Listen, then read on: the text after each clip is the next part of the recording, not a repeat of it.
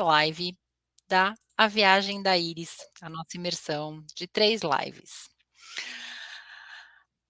A ideia aqui é a gente, enfim, entender para quem esteve aqui, se fez sentido a live de ontem, se ela tocou em você, se você compreendeu que o que a gente passa nessa idade não é exclusividade de nem minha, nem da Penha, nem sua. É uma como se fosse uma lei. E a gente então retomar um pouquinho da aula, né, de ontem, da live de ontem, não é aula, para quem não esteve aqui com a gente, mas que também não perca o conteúdo e que tenha aí uma breve introdução para acompanhar o que vem hoje. Hoje a gente vai falar de alguns algumas coisas mais profundas, onde a gente pode trabalhar, onde é importante a gente olhar, para onde é importante a gente olhar nesse momento de mudança, né, para que se for uma mudança que ela seja consciente dentro da sua identidade, eh, dentro do seu ambiente, do que você entende, do que de tudo isso que são os fatores que somos nós, né, dentro da nossa identidade. Então vamos lá, vamos retomar um pouquinho o que foi ontem. Eu e a Pen, a gente se apresentou. Pen e eu, nós somos farmacêuticas, que a gente se conheceu através do mundo corporativo farmacêutico desde 2016. Profissionais extremamente práticas, organizadas, dedicadas, que por volta ali dos 40 anos, né, não que a gente esteja muito longe, né, Penha?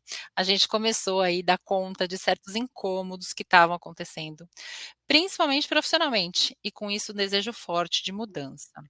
Coincidência? Não, a gente também ouvia de várias pessoas essas mesmas queixas, né, nessa mesma faixa etária aí, dessa inconsistência, dessa incongruência.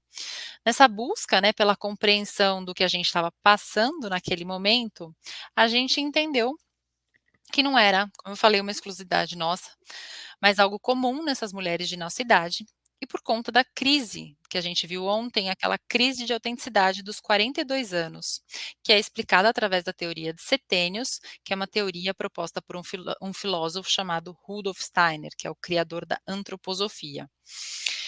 Essa teoria defende que ao longo dos setênios, que são blocos, né, de 7 anos, a gente vai desenvolvendo diferentes habilidades que vão nos levando para degraus diferentes. Então é como se fosse a configuração da nossa vida em degraus. Então a gente completa 7 anos, a gente sobe mais um degrau com capacidades novas, com habilidades novas. Então, lá na infância, que é o primeiro setênio, a gente aprende a andar, a falar, a interagir com o nosso mundo ao nosso redor. Depois vem a fase da criança, entrando ali na adolescência, onde a gente tem o desenvolvimento das capacidades emocionais para estabelecer limites, e na maturidade, onde a gente desenvolve a capacidade de liderança e sabedoria para contribuir no mundo.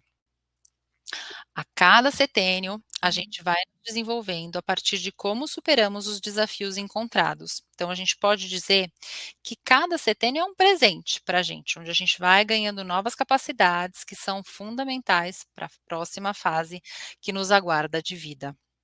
É como se fosse um videogame, então, né, Carol? Cada fase você tem os seus desafios, você tem as suas vidas, digamos assim, para competir, e aí você vai passando de fase com desafios maiores e diferentes, né? A gente pode fazer essa analogia dos centênios com um videogame, como se fosse cada centênio uma vida e uma fase que você tem que passar, né? Boa, boa, bem. A gente vem, né, ganha vidinha nova na próxima fase, a gente respira e vai com aquilo que a gente ganhou até ela para a próxima. É isso mesmo, ótima analogia. A Penha compartilhou aqui o plano de carreira, o plano de mudança, né, porque Penha era uma executiva global de uma multinacional e que nesse momento de olhar para dentro, se conectou, entendeu que aquilo não fazia mais propósito, deixou essa carreira para empreender em busca de mais qualidade de vida. Né, então, é lógico, a gente contextualiza ali todos os desafios que a Penha enfrentou nesse momento, que a gente também conversou ontem, que foram os desafios que a gente enfrenta por ser fruto de uma geração X, que cresceu sob a influência de avós, principalmente, né, que vieram de guerras, de pais que tinham a estabilidade como um valor muito forte, muito enraizado, né, nas suas origens, por conta de todos os desafios que vieram ali da geração passada, e que cabem na gente, vem muito como uma herança muito forte nesses valores hoje para a gente, né, que é a importância que a gente tem de ter uma estabilidade, uma estabilidade financeira e um planejamento de longo prazo, né, o que a gente fala da famosa aposentadoria, não é isso, Penha?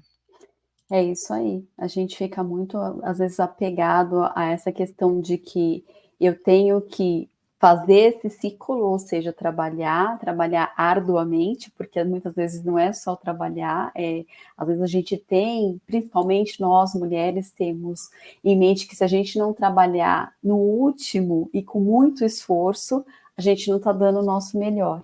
E com isso vem toda essa sobrecarga, porque para a mulher, além da gente trabalhar, né, no mundo corporativo ou em outro modelo que não seja o corporativo, mas trabalhar fora, a gente ainda tem outras jornadas, que é a jornada de dentro de casa. Então eu brinco que a gente tem esse modelo em que a gente tem que se esforçar muito para ter um resultado, esse modelo mental, em que a gente tem que trabalhar muito para ter um resultado, esperar a aposentadoria para daí sim fazer o que quer. Né? Então isso está muito enraizado ainda na nossa mentalidade. E é justamente isso que a gente precisa voltar e refletir sobre.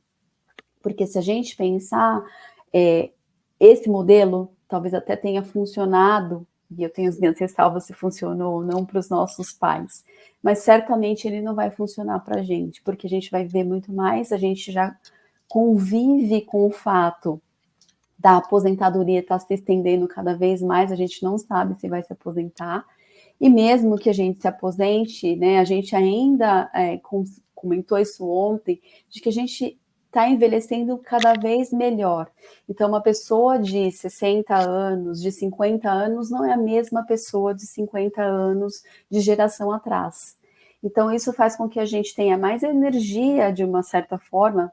Claro que a gente viu ontem nos setênios que a nossa energia também vai reduzindo, né, com o amadurecimento, mas mesmo assim, mesmo essa energia reduzindo, a gente sabe, né, pelos estudos que estão acontecendo hoje, que a gente vai chegar até ali os próximos dos 80, 90 anos, até 100 anos alguns, diferente das gerações anteriores, e muito provavelmente tendo que contribuir para a sociedade. Porque a gente também comentou ontem que a pirâmide etária está mudando e a gente vai precisar do trabalho das pessoas cada vez mais nesse mercado. Então a gente vai contar e muito provavelmente pessoas de 60, 70 anos estarão trabalhando muito bem, obrigado. Então a gente precisa aí olhar um pouco para isso e ver, diante de todo esse contexto, como a gente lida com a nossa carreira. Penha, e conta, você teve o que muitos podem falar de coragem, né, de fazer essa transição. Então, uma coisa que a gente não trouxe ontem, né, como foi esse seu, vamos dizer, pulo do gato nessa mudança? Bom, para mim, primeiro eu acho que é importante a gente falar que coragem não é falta de medo, né, o medo faz parte do processo.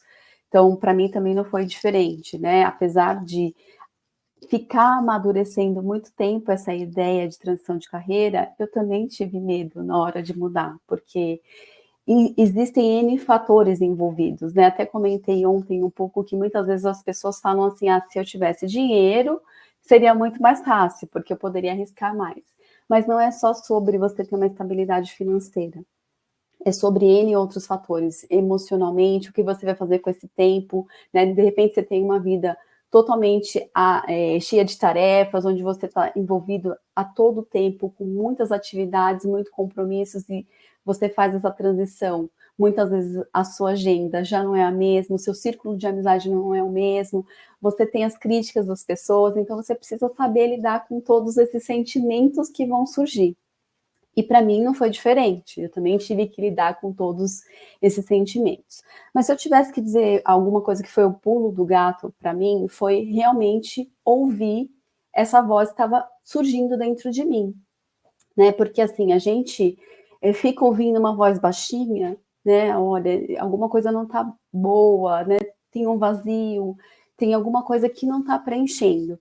E a gente vai ignorando, porque é muito mais fácil a gente seguir o fluxo, né, do mundo como ele é, né, na maioria das pessoas, porque eu brinco que as pessoas, elas tentam colocar a gente em caixas, então, o que eu quero dizer com isso? Que você deve fazer o que é esperado pela maioria.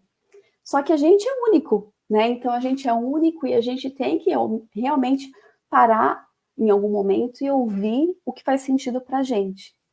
E foi isso que eu fiz em um determinado momento. Parece que é mais fácil seguir esse fluxo que está ali te chamando, porque as pessoas estão ali falando todo o tempo, pessoas que você ama, pessoas que estão ali dentro do seu ciclo, mas na verdade não é, porque essa voz, se você não ouve, ela vai ficando cada vez mais alta, e mais alta, e mais alta, até o momento que você não suporta mais, porque ela está gritando aqui no seu ouvido, né? E para mim foi assim também, né, eu fiquei ali planejando essa transição, acho que mais ou menos desde os 40 anos, agora eu tenho 47, eu acabei de fazer 47 anos, e desde os 40 eu estava planejando uma transição, pensando como a maioria, né, como eu me planejo financeiramente, e aí eu já tinha o que é recomendado para você fazer uma transição de carreira com segurança, né, que é de 6 até, se você for mais conservador, 1 ano de salário, para você fazer essa transição. Mas mesmo assim, eu continuava ali, ai, será que eu vou? Será que eu não vou? Também para mim foi dessa forma, né? Por quê? Porque eu não tinha ninguém, a minha ambiência, eu gosto de muito de trazer isso, não tinha ninguém que tinha feito uma transição de carreira. As pessoas todas que eu conheço seguem esse fluxo que é o mais normal, né? Eu posso dizer assim, as pessoas trabalharem numa empresa, se aposentar, então eu não tinha referências, eu não tinha ninguém para trocar informações, então eu também fiquei fazendo isso muito por conta própria e esperando esse momento que foi aquele que eu falei, não, agora a voz está gritando aqui, eu preciso ir. E foi um momento, assim, desse momento decisivo de falar agora sim, que foi cheio de medo também, né, como a gente trouxe aqui, um medo de será que vai dar certo, será que não vai? Mas o risco, ele é inerente, a gente só vai saber o que se vai dar certo não, ou não se a gente tentar. E quando eu falo tentar, não quer dizer que a gente precisa sair metendo louco, não, e fazendo as coisas de maneira sem pensar.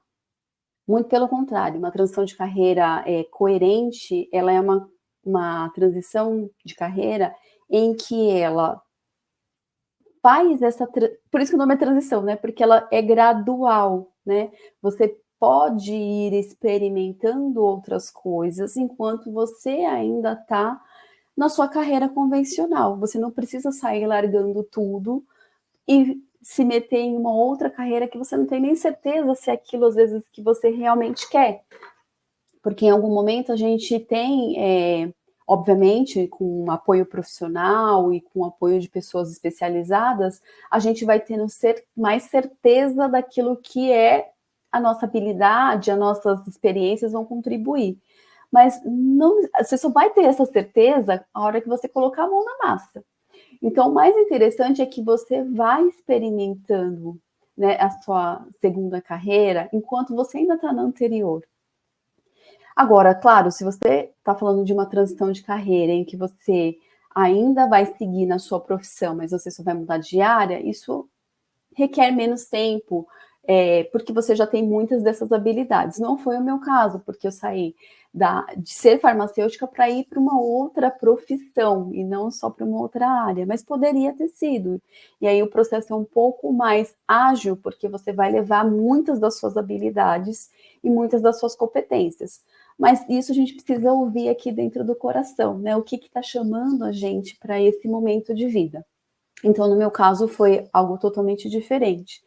Então, eu costumo dizer, assim, que para fazer a transição de carreira, eu acho que o pulo do gato é esse, é você se preparar, e quando eu falo preparação é emocional, é você realmente ter um preparo financeiro, mas principalmente ouvir essa voz do coração que está te chamando para essa segunda fase da sua vida que você precisa seguir. Se você não seguir, ela vai ficar mais alta, e se você continuar ignorando, a única coisa certa é que você vai ser uma pessoa frustrada na sua vida, né? E a gente tem uma vida muito curta, na minha opinião, para a gente viver de uma maneira tão frustrada ou amargurada até que chegue a aposentadoria, se é que ela vai chegar.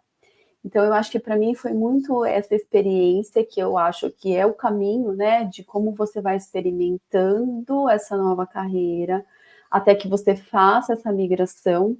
E, óbvio, com um planejamento, isso fica muito mais encurtado. Eu acho que você não precisa esperar 7 anos, igual eu esperei para fazer, né? Na verdade, 6 anos, porque eu mudei um ano atrás.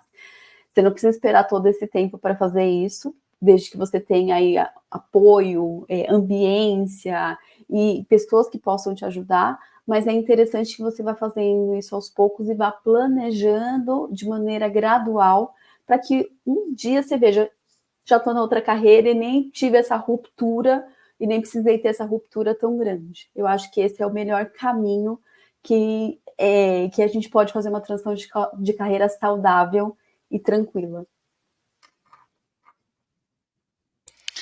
Pois é, Pen é minha inspiração, né? Então, a gente ontem começou um pouquinho da história da Penha, né? P aqui, a gente agora contou um pouquinho mais. Eu acho que é nessa inspiração, nesse tom, que a gente começou esse projeto. Eu ainda não fiz a minha transição de carreira, mas é algo que eu também já venho pensando e trabalhando, né? E aí é justamente o pano de fundo que a gente quer dar aí para a live de hoje, né, P? Então, acho que a gente fez aí um bom apanhado, uma boa revisão do que foi feito, que a gente falou na live de ontem.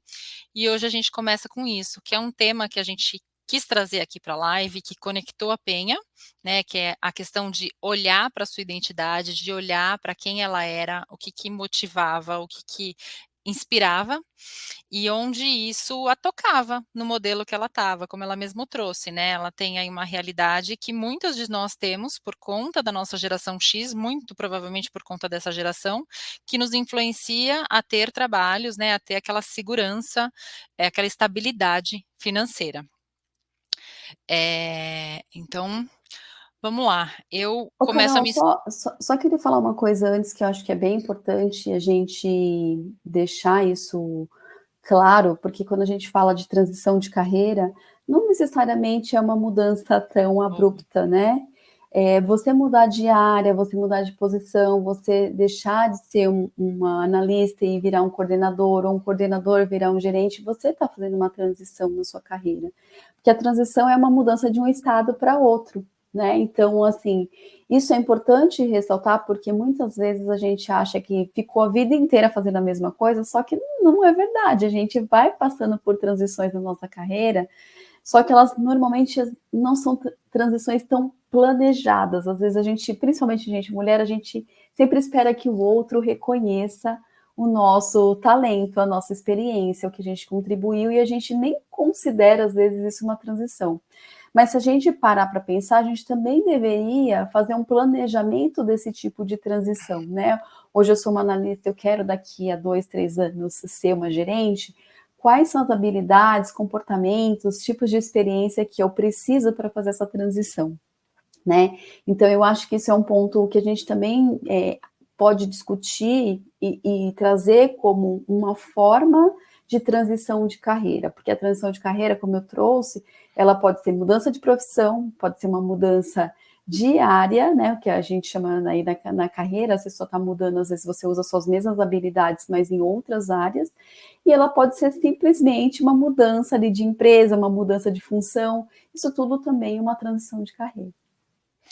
Um ótimo ponto, né? Porque se a gente fala que todo mundo vai mudar de carreira, todo mundo vai ser empreendedora, porque é a melhor forma, gente, isso não é verdade, não é regra, né? Então, eu gosto, foi um ótimo ponto que a Penha trouxe, porque a Penha agora é uma empreendedora. Ela precisou tirar várias documentações, né, Penha? Se não fosse a pessoa que fosse lá para te atender, né, seja uma funcionária pública, seja várias empresas que você recorreu, não ia ter ninguém. Então, não tem melhor ou pior, né? Não tem mudança que seja, é só de então a gente vai só virar empreendedora, a gente vai só fazer o que eu acho que é. Não. É por isso que a gente traz agora esse contexto do que está dentro da sua identidade, da sua essência. Você está sendo melhor naquilo que você faz? E às vezes você pode, com como a Penha muito bem trouxe, eu adoro isso que eu faço, mas de repente eu não estou no lugar certo, eu não estou no ambiente certo, e é só um ajuste nessa rota de percurso. Então, vou começar aqui contando um pouquinho da minha história, que eu estou aqui por inspiração também da Penha, das nossas conversas, né? Estamos aí nessa jornada. Eu ainda me encontro dentro da área profissional, dentro do mercado farmacêutico ainda, né? Dentro da empresa. Mas eu tenho já começando a pensar em possibilidades, isso vem de longa data, né? Mas é o que eu chego hoje na conclusão é que o que eu faço ainda me move muito, mas é claro que eu consigo agregar mais coisas para me preparar para um eventual futuro, que eu ainda não tenho claro o que é, mas é um lugar que me inspira hoje, mas eu consigo agregar. Então, essa história impacta, né, tem muito a ver com a minha história, porque em 2003 eu tive um problema grave gastrointestinal ali, e aí eu já comecei a precisar de terapia, foi uma recomendação médica naquele momento. E ali eu me encantei pelo processo, me encantei com o que eu descobri, já me encantei, nossa, quanta coisa surgiu, quanta coisa relacionada, né, porque o processo de doença gastrointestinal, de sintomas gastrointestinais, ele está muito relacionado com questões psicológicas. Então, para mim, aquele momento foi aonde uma centelhinha se acendeu para essa questão de desenvolvimento humano, de conhecer isso mais a fundo. Bom, tive alta, mas, eu continuei e isso me incentivou muito a continuar nessa jornada, nesse caminho. Então eu me formei em PNL, né, em Programação Neurolinguística, fiz formação em coach, fiz vários treinamentos de liderança, estagiei em uma metodologia de curso de treinamento de autodesenvolvimento, de autoconhecimento, e não consegui parar. Sempre isso estava muito relacionado à minha vida, ao meu cotidiano, à minha dinâmica, seja, né, na parte profissional, de gestão, de evolução, mas também na minha própria essência. E aí isso foi passando e em 2018 foi meu outro marco muito importante, que foi quando eu tive a maternidade ali de fato, né? Então foi quando o Bruno nasceu e ali eu mais uma vez tomei um choque com um serzinho que chega, que cresce e que deixa a gente assim e aborda a gente de uma forma que você fala, meu Deus, quem sou eu? A gente perde. Então tem uma frase que fala, né? Nasce um filho, morre uma mulher, porque nasce uma mãe com várias questões. Isso é quando a gente olha para a criança traz muito desafio da sua infância, da sua criança. E ontem a gente falou muito dos setênios, né? E foi onde eu descobri, foi onde me aprofundei mais nessa teoria. E o que é essa primeira infância, né? O que ela representa na nossa jornada, o que ela traz na nossa jornada. E diferente do que eu tive, né? E hoje a gente sabe que tem muito mais conhecimento em relação à infância, como cuidar, como trazer. A gente também carrega o novo de aprender, mas a gente carrega a nossa história nisso, né? Então é dentro deste cenário que para mim foi um lugar de preciso voltar a estudar ainda mais esses conceitos, ainda mais o que é desenvolvimento, o que eu acredito para isso, porque eu não estou dando conta de um serzinho aqui que está me desafiando com muita coisa, que me toca aqui em muitos lugares, né? E como que eu quero educar e como que eu quero fazer diferente. E nesse universo eu fiz mais cursos de metodologia de desenvolvimento infantil integrativo, eu quis me aprofundar, e hoje, como eu comentei ontem, eu faço psicodrama, que também ajuda a entender esse universo, esse contexto do que é esse ser humano, do que é essa identidade. E isso é algo que, de fato, eu tenho muito me apaixonado. Então, hoje eu sigo na empresa, a minha conexão, a minha mudança, a minha força ainda existe para estar atuando lá,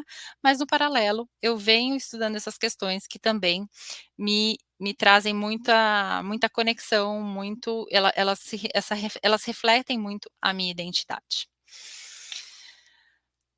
Bem, agora a gente vai entrar num contexto um pouquinho mais profundo. Não sei se tem alguma coisa que você queira acrescentar aqui, antes da gente dar sequência. Não, eu acho que a gente pode seguir, porque eu acho que o que eu tenho muito para trazer, eu acho que é o que você vai compartilhar, até voltando um pouco da nossa história, um pouco do centênio, é a questão do quanto a gente confunde, né, quem a gente realmente é, com os padrões que colocam para gente, principalmente aí na infância, que eu acho que é o que você vai discutir bastante agora, né? Então, chega um determinado momento, normalmente nos 42, que é a crise da autenticidade, que você busca por essa autenticidade, e a gente vê hoje muito as pessoas falando, precisa ser autêntico, mas é um paradoxo, porque assim, ao mesmo tempo que as pessoas falam que as pessoas precisam ser autênticas, quando as pessoas são autênticas, elas querem colocar as pessoas na caixa, querem que as pessoas sejam padrões. Então, assim, é muito interessante, né? Porque mesmo as pessoas sabendo que é necessário ser autêntico, o mindset ainda é antigo, né? De que as pessoas precisam seguir um padrão. Então, eu acho que é um pouco disso que a gente vai discutir agora com o que a Carol vai trazer, porque muitos dos nossos comportamentos, coisas que a gente realmente faz, a gente não sabe por que faz, porque vem lá da infância, às vezes até de vidas passadas, para quem acredita. Então, eu acho que esse é um ponto bastante profundo que a gente precisa refletir para de fato entender, né, passar essa crise, passar esse desafio da crise dos 42 anos, entendendo quem realmente a gente é, que tipo de autenticidade a gente tem. Porque, como eu comentei, a gente é único. Não existe ninguém igual a você, igual a mim no mundo. Eu e você somos pessoas únicas, então a gente tem que contribuir de alguma forma com essa autenticidade para o mundo. É isso mesmo, é isso mesmo. E aqui eu acho que eu já começo, essa introdução do que a gente vai falar, de um momento de uma fala sua anterior, que está muito relacionada à questão do eu me vi assim, eu fiz assim e executei assim e trabalhei dessa forma na minha vida, porque o meu padrão sempre familiar foi ver pessoas trabalhando desse jeito, trabalhando até se aposentar, trabalhando arduamente. E a neurociência ela explica isso, né? A gente só consegue reproduzir, a gente só consegue de alguma forma representar aquilo que a gente aprende, né? Aquele contexto que a gente foi exposto. Principalmente no que acontece no nosso primeiro núcleo familiar. Então, falando de pais, falando de avós, falando deste contexto mais próximo, é a partir dali, do que a gente aprende, do que a gente vivencia, do que a gente vê, que a gente vai construindo a nossa identidade. Que é composta do quê? Né? A gente fala que a identidade ela é composta das nossas habilidades, das nossas motivações, das nossas virtudes e da forma como a gente fala. Que bom, então o que eu estou aqui, o que eu cheguei aqui, é a minha habilidade e o que eu faço com isso? É a minha identidade? O que que eu faço com isso, né? Na verdade, essas habilidades, essas virtudes, todo esse padrão que constitui a sua identidade, ele foi formado. E ele foi formado a partir de, eh, de impulsos, de situações que lhe promoveram a sua vivência. E claro, quem eram as primeiras pessoas que estavam ali para suportar? A sua família, sua primeira família. E é esta família que precisava, de alguma forma, era a família atender às suas necessidades, né? E a gente fala aqui de necessidades emocionais básicas que qualquer ser humano, quando chega, precisa. E a gente fala, claro, alimentação, né? Isso é o básico. Mas existem algumas coisas que aqui a gente vai nominar, a gente vai denominar de necessidades básicas principais, que a gente precisava ter sido suprido para que a gente conseguisse ter até hoje a nossa identidade natural, a nossa identidade verdadeira. Bom, falei para vocês que eu sou mãe. Eu tenho plena convicção do desafio que é atender a todas as necessidades de um serzinho, num dia que você não está bem, num dia que a gente é mulher, a gente tem a questão hormonal, a gente tem várias coisas, então, acho que um combinado que a gente precisava fazer aqui, né, gente, é que não vamos lá e vamos jogar toda a culpa, né, na nossa família. O contexto aqui é a gente entender, compreender esse cenário que a gente está vivendo para fazer diferença. É desafiador? É. Quem é mãe aqui sabe, a gente nem sempre está na nossa plenitude de falar: "Ah, eu vou atender às suas necessidades", tudo mesmo que ela esteja consciente na minha cabeça e eu tenho muita clareza disso, tá. Mas é claro, mãe, pai, vem um caminhão de culpa junto e isso não é fácil de lidar. Mas vamos lá, o que que a gente trazer para cá, né, é que, fato gente, essas necessidades básicas que a gente está trazendo aqui, que a gente vai trazer aqui emocionais, é certeza que elas não foram atendidas na sua plenitude, gente, é humanamente impossível. Por mais que tenha dedicação, por mais que se queira, a gente não teve elas todas atendidas. E ela deu a formato que a gente tem hoje. E que aí a gente vai chamar de uma identidade modificada. Então a gente tinha a nossa verdadeira, a nossa essencial, e por conta desses moldes, dessas vivências, dessas experiências que foram trazidas através das nossas necessidades primárias básicas que não foram atendidas, a gente teve ela modificada. Lembrando mais uma vez, todo esse contexto ele é feito principalmente na nossa primeira infância. E ontem a gente trouxe muito aquele ponto ali principalmente naquele gráfico que a gente viu ali dos setênios divididos, que elas estão ali no primeiro e no segundo setênio. É onde a gente forma o nosso corpo, é onde a gente forma o nosso cérebro. A gente tem todo esse desenvolvimento neurológico para que a gente vá se formando. E é através dessas imagens, dessas impressões, dessas vivências e experiências que a gente tem a constituição dessa identidade. Carol, eu acho que eu só queria pegar o gancho no que você está dizendo, porque eu acho que é extremamente interessante ouvir, né, que a gente tem essa questão de ir se formatando, né? E eu pensei muito na questão de que a gente continua fazendo isso depois ao longo da vida, né?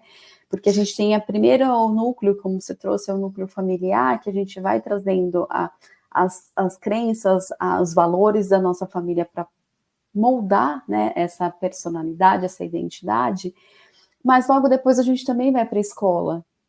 E lá a gente também encontra um ambiente em que a gente precisa se formatar. O aluno bonzinho é aquele que senta, fica quietinho, ouve a professora falar, não desafia ninguém, não briga com ninguém. Logo depois a gente vai para o ambiente profissional em que também o funcionário exemplar é aquele que se adequa a empresa, né, que também tem ali todo um papel para cumprir, né, um script para cumprir, que também continua se formatando, e assim a gente vai se formatando a vida inteira. E aí eu acho que chega um momento, né, em que a gente fala assim, peraí, quem eu sou de verdade, né? Então eu acho que esse é o ponto que eu acho que linka com agora, porque na infância a gente vai se formatando pela família, mas essa formatação vai continuando, até o ponto que a gente consegue parar e pensar quem sou eu de verdade.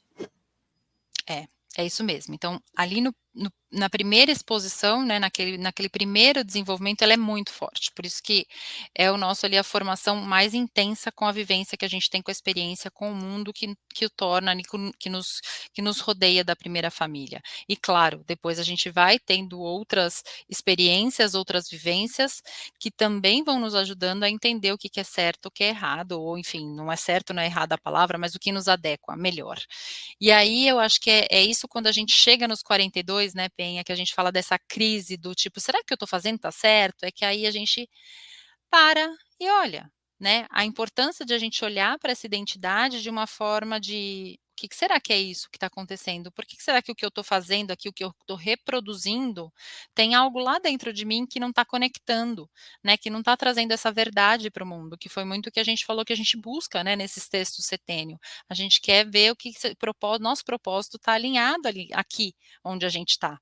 Então, é nesse é deste lugar, desses 40, que a gente traz essa questão de novo, vai resgatar essa questão da identidade lá da infância, da criança, para ver quais foram os estímulos aos quais a gente foi impactado, né? O que isso desenvolveu na gente, porque essas necessidades que não foram atendidas, ela desenvolveu gatilhos na gente de situação que hoje é como a gente se coloca no mundo, né? E olhar na perspectiva de que eu tive alguma situação não atendida e eu trago um registro disso que aconteceu no passado, ele traz essa experiência para o futuro. E aqui é exatamente isso que a gente quer trazer, que a gente quer apresentar, o como que eu posso, de repente, olhar para isso de uma forma, acolher, poxa, eu tenho medo disso. Da onde será que vem isso? Vem de uma experiência minha passada, mas aonde ela vai me levar hoje? Não vai mais me levar. Então a gente parar, sabe, interromper esse ciclo que a gente entra, né? E vem muito do que a gente vem falando, é muito do que a gente tá, por isso que a gente trouxe o conceito de geração X e de toda essa infância, né, do contexto do setênio, não só para explicar a crise dos 42, mas aí a questão da nossa primeira infância e de toda essa carga que a gente assim impacta, essa carga que a gente recebe de experiências aí nesse primeiro momento. Então, divide aqui, comenta aqui com a gente se você já ouviu essa terminologia, de emoções básicas primárias, enfim, tem várias terminologias aqui que pode ser, a gente está nomeando aqui como principais, né, emoções principais que a gente deveria ser assistido. Mas eu trago que a primeira dela, e acho que é a que grita para todo mundo, né, e eu gosto muito de falar, a gente não nasceu com medo, a gente experimentou a insegurança, e isso que nos criou o medo. Então foi a partir de uma situação que a gente teve insegurança, então, por exemplo, apagou a luz e ninguém fez nada, e eu tive medo. Eu não tive medo até conhecer o escuro. Então, por isso, de novo, que a gente fala dessa experiência, né. Então, por quê? Porque é natural da experiência humana ela ser suprida pela sensação de segurança. Então, o quanto isso na sua infância você teve esse respaldo, você teve essa questão da segurança, essa necessidade de segurança atendida, né, em todos os momentos. Gente, como eu falei, eu vou te falar, ser mãe, a gente não consegue dar a todo momento segurança, eu não tô com meu filho o tempo inteiro, e eu tenho que confiar que ele vai ter as experiências dele, né, então, mas faz parte de a gente entender essa razão e falar: "Poxa, eu tenho medo", esse medo veio do quê? Veio de algum evento onde você não recebeu segurança, que isso deflagrou aí algum sinal, alguma situação que hoje te sustenta até hoje. O Carol, é engraçado também, assim, na questão da segurança, né, que e eu faço muito uma analogia com o nosso próprio sistema biológico, né. Se a gente for ver o nosso cérebro, ele funciona de uma forma que ele sempre busca caminhos conhecidos, né. Tudo que é muito novo para o nosso cérebro, ele acende como se fosse um sinal de alerta, como se fosse um perigo mesmo, porque ele não sabe como agir, né. É como se fosse lá no joguinho do videogame, é uma nova fase agora, e agora, né? Eu não sei mais como mata o chefe do monstro aqui do videogame. Então, o cérebro ele busca o tempo todo padrão, né, caminhos que ele conhece. E isso é simplesmente por uma questão de economia de energia no nosso cérebro. Né? Então, toda vez que a gente ativa qualquer informação diferente, quando a gente sai do que é conhecido, eu nem gosto de chamar de zona de conforto, porque às vezes essa zona não tem conforto nenhum, ela só é conhecida, né? Sou é Então, quando a viciada. gente... Exato. Então, quando você sai disso, mesmo que seja por um caminho menor, você sente medo por quê? Porque você não conhece. E o seu cérebro quer guardar energia para as coisas que são essenciais, né? Que ele já tem que fazer um monte de trabalho aqui, né? Respirar, fazer digestão, fazer o seu sistema circulatório funcionar. Então, tudo isso demanda energia, então ele quer sempre economizar energia. E aí eu acho que é um ponto também muito importante, que é para uma outra live, mas assim, é nesse momento que a gente costuma procrastinar, É deixar nesse de fazer o que é lugar, né. importante para a gente, para fazer outra coisa que a gente conhece, né? Ninguém procrastina por preguiça, porque não sabe como fazer e fica buscando em atividades que já conhece a recompensa de ter algo feito. Mas isso é assunto para uma outra live, mas é só para a gente ter ideia de que a segurança ela é, ela é real em alguns casos, mas em alguns casos ela é totalmente subjetiva porque você só não conhece. E na transição de carreira acontece muito isso, porque eu não sei como vai ser, né? Essa nova carreira, ela pode ser melhor, pode ser muito mais, trazer muito mais desafios, recompensas para a gente, mas o fato da gente não saber o que está lá faz com que a gente procrastine, com que a gente tenha medo. Exatamente, exatamente. Bom, a segunda necessidade básica que a gente traz é a aceitação, né, então a aceitação, ela tá lá na infância, mas ela também tá aqui, né, gente, quando a gente tá adulto, né. Quem gosta de não se sentir aceito, né, de se sentir excluído? Ninguém gosta. Mas foi lá, na sua infância, né, que esse sentimento de aceitação, ele precisava estar aqui, latente, você se sentir pertencente, principalmente quando a gente fala ali da primeira infância, que vai lá do primeiro e segundo setênio, né, o quanto era importante você ter aquele núcleo familiar e a segurança dentro daquele núcleo, pertencente àquele núcleo. A terceira necessidade seria a questão da identidade. Então, quão importante, e aqui para mim é bem marcante, né, o quanto importante você entendia quem você era. Quais eram as suas características, as suas virtudes, os seus princípios, as suas motivações. Quantas de nós ouvimos: "Nossa, você não faz nada direito.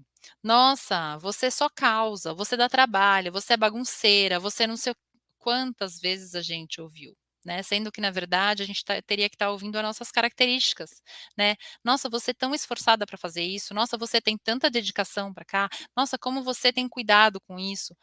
Eram situações de pertencentes, mas gente, de novo, aqui não é para sair culpando a mãe de tudo que, né, a gente está vivendo agora, de tudo que aconteceu, mas é o quanto isso é importante para a gente, para você olhar hoje, para você falar assim: "Nossa, da onde é esse registro de bagunça?", né, eu não me considero uma pessoa bagunçada, mas de repente veio de um registro lá gravado, né.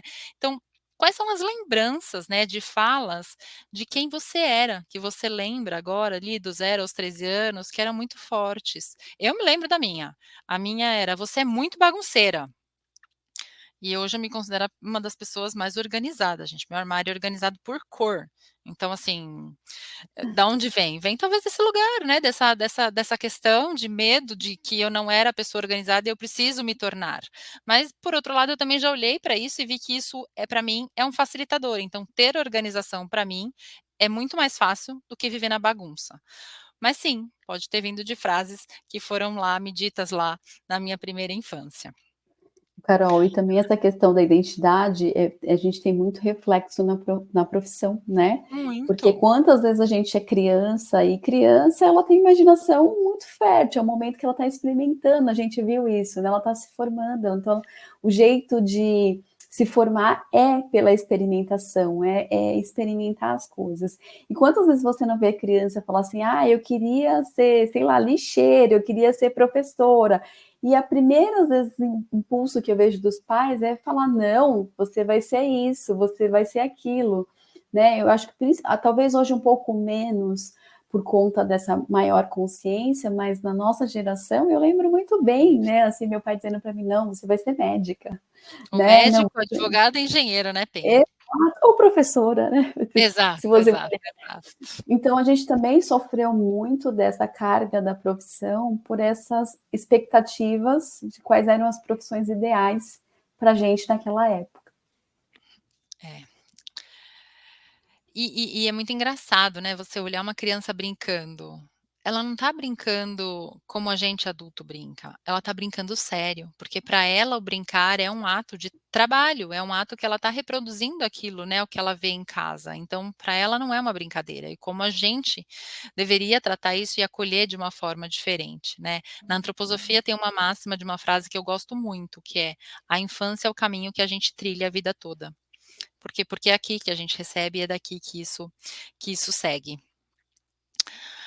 Bom, a quarta necessidade básica seria a questão de autonomia, né. Toda criança, ela deveria ser criada em seu núcleo familiar, para que cada dia da vida dela, ela conseguisse desenvolver algo que a deixa mais autônoma, capaz de realizar sozinha, né, para que essa relação de dependência, de conquista, vá se aumentando, ela vai entendendo que ela consegue dar conta dos desafios dela, que ela consegue buscar no mundo também. É fácil, gente? Não, não é fácil. Eu com 3 anos ainda achava normal vestir o meu filho, trocar ele de roupa. A professora da escola não, com 3 anos ele já pode se trocar sozinho, e eu não tinha essa ideia.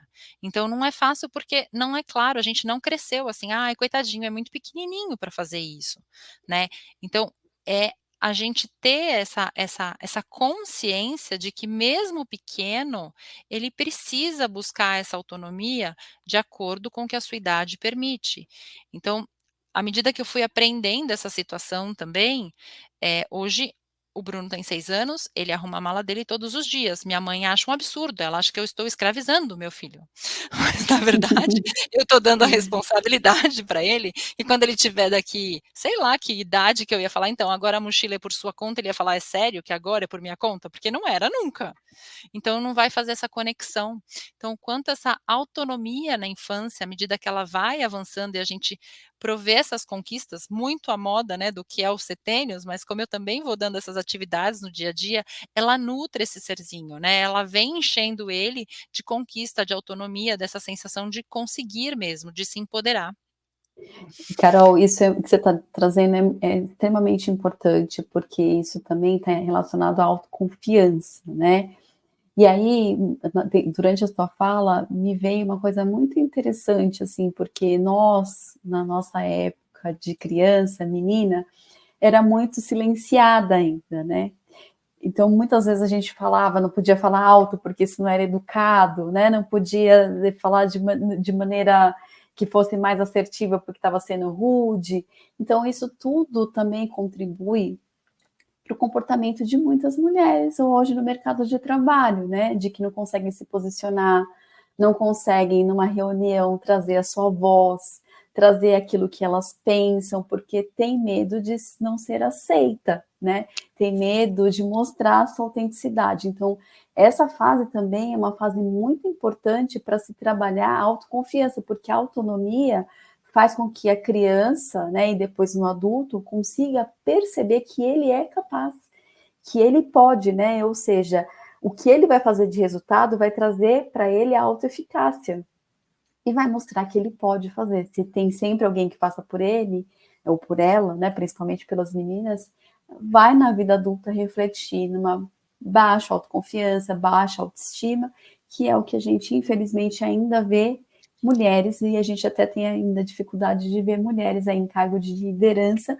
por conta disso, porque não trazem a sua voz para o mundo. E é desse contexto que eu puxo a quinta necessidade, né, básica aí que a gente chamou de não atendida, que é a liberdade de expressão, né? Eu acho que assim, quem lembra da infância de argumentos como por que isso, por que aquilo, eu quero e teve como resposta não, porque eu já disse que não e não é não e eu já disse que não, eu determinei como não, né? E aí a gente não foi incentivado, nem instruído, nem preparado para a gente se colocar a nossa opinião, nem que ela estivesse errada, mas a gente não conseguia nem expressar, não conseguia colocar o sentimento, o pensamento, né, de uma necessidade de um ser de falar, de ter essa liberdade, de se colocar no mundo, né, na sua palavra. Então era não e eu disse que não e chega, basta, é do meu jeito e acabou, eu que mando, né? É muito forte para mim na minha memória. Eu tenho eu que mando, eu que decido e é assim. E eu gosto muito de olhar para isso de uma forma que é desafiadora para mim também, né? Porque quando a gente tem esse tipo de argumento para uma criança, é quando a gente está se julgando de um lugar para dizer que eu não consigo explicar para aquela criança que aquilo está errado, né? Eu preciso apresentar argumentos me demanda energia, que nem sempre eu vou ter o melhor argumento de fato, né? Mas eu não consigo, eu simplesmente abafo aquela voz e tem esse reflexo que a Penha trouxe, né? Eu não consigo me colocar porque eu não desenvolvi essa habilidade. Eu não consegui, eu não fui treinado para isso, né? Eu fui simplesmente, não, fica quieto, aqui não cabe, tá tudo bem. Então, essa é uma necessidade que, se não foi atendida, a gente vê claramente que tem alguns impactos, né, alguns resquícios disso hoje, até hoje, né. E uma outra que eu também brinco que, né, Penha, a gente falou disso na nossa última mentoria que a gente atendeu, que são os limites realistas. Então, a gente sai de uma educação do jeito que, né, a gente está falando aqui, eu que mando, eu que assim, eu que decido, para uma extremamente permissiva, né, assim, então já que eu tive assim, então agora eu vou permitir tudo.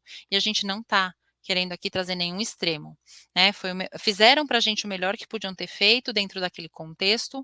Agora não é liberar tudo. Toda criança ela precisa de um limite, ela precisa saber até onde ela vai, né? Porque de fato é importante para ela saber que ela tem esses limites para que a gente consiga ali fazer os ensinamentos, entender, ter frustrações, isso tudo faz parte do crescimento. Então, a importância desses limites para a criança e para onde, né, ela vai chegar e vai levar essa experiência, ela é extremamente importante. Então, o permissivo, ele acaba deixando isso fluir, deixando solto, e a criança, isso também não é bom para uma infância, porque ela entende que não tem um adulto responsável, né? Ela não sente um adulto responsável ali com ela. Ela se julga que ela tem que fazer todas as escolhas, isso também não é bom para ela. E isso, como a gente falou, tem muito da história de criança, de cada pai que foi criança um dia, o que ele traz até aqui. Mas é importante a gente reforçar o quanto é importante, né, essa questão dos limites. E, cara, eu acho que a questão do limite também, sua fala muito bem colocada aqui, e me lembrou também a questão de saber lidar com os erros e com os fracassos, né? Porque ter limite é isso. É você também saber que em algum momento você vai até ali e aquilo ali pode dar certo, pode dar errado, e saber lidar com isso, porque hoje, como você bem trouxe, está se criando uma geração de pessoas que não sabem lidar com o fracasso, porque os pais super protegem, então tudo está certo, tudo está bom, para não ter, às vezes também para não ter que lidar, né, com isso, é mais fácil atender aquela necessidade do que ter que lidar, mas o erro, né, o fracasso, ele faz parte de todo o processo, e a gente tem que associar isso como um processo, né? O que você aprende, né? Com o erro, com o fracasso. Eu acho que trazendo isso para a transição de carreira também é uma realidade, porque não necessariamente quando você está testando novos caminhos, você vai ter todas as respostas e você vai acertar de cara, né? Isso faz parte de um processo que você vai ter que encarar como um processo. Por isso que eu trouxe, experimenta, avalia e refaz o caminho se for preciso. Mas é essa experimentação de tentativa de acerto, erro, que vai fazer com que a gente chegue lá no caminho certo. Exatamente, exatamente. E é desse lugar, né, dessas 6 necessidades emocionais principais aqui que a gente conversou, que a gente explorou, que a gente em algum lugar ali da nossa infância, ela não foi da nossa primeira infância, que ela não foi devidamente atendida, que ela gera essa sensação, como a gente falou antes de começar, que eu tô vivendo agora não está estranho, isso não tá conectado, eu não sei se tá. E isso tem muito a ver com o propósito, com a nossa missão de vida. E eu brinco aqui que é um incômodo que se a gente não tem isso consciente, né, fica aquele assim, de onde vem? Que ele se alimenta, sabe aquela coisa que a gente aquele meme que a gente brinca?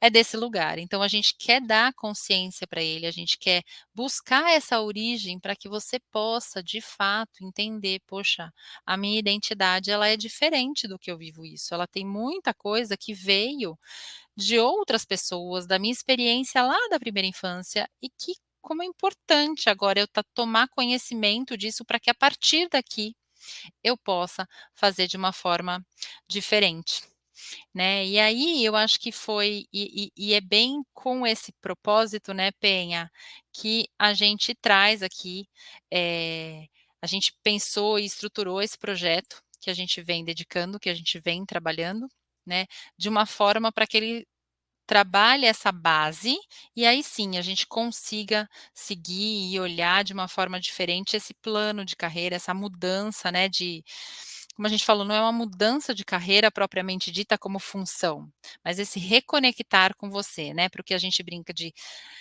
a nossa jornada não é sair do que é o estado A para o estado B desejado, para na verdade eu acho que é muito mais o estado A, aqui onde eu estou hoje, para um estado que eu mereço, que de fato tem a ver, está alinhado com a minha identidade, né. E eu acho que aqui a gente pode já começar a falar um pouquinho do que vem amanhã, né, na live de amanhã, como que é, o que que a gente vai falar amanhã, que é um pouquinho do plano de carreira, o como ele é construído, né, a Penha vai trazer aqui pra gente muito do que ela fez com o plano dela, como ela estruturou o plano dela de uma metodologia, né, que é de autoria aí, e aí eu convido você a falar um pouquinho, dá um spoiler. Então, claro, vou dar um spoiler para amanhã. Então, amanhã a gente vai conversar um pouco sobre como elaborar um plano de transição de carreira.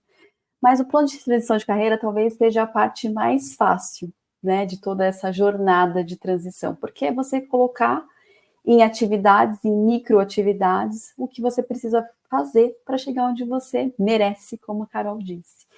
Então, a gente vai trabalhar um pouco do passo a passo para ter esse plano, mas eu considero que o mais importante é o que a gente viu ontem e hoje, porque sabendo aonde você quer chegar, como você vai chegar, é mais fácil, né? Como a gente tem um GPS, né? Se você andar de carro, por exemplo, você sabe onde você vai chegar, existem vários caminhos para chegar naquele lugar. O Waze vai te mandando para cá, para lá, vai cortando o trânsito, vai fazendo atalhos para você chegar mais rápido em um determinado caminho. Mas, se você não souber aonde você vai, onde você quer chegar, o Waze jamais vai conseguir te levar até lá.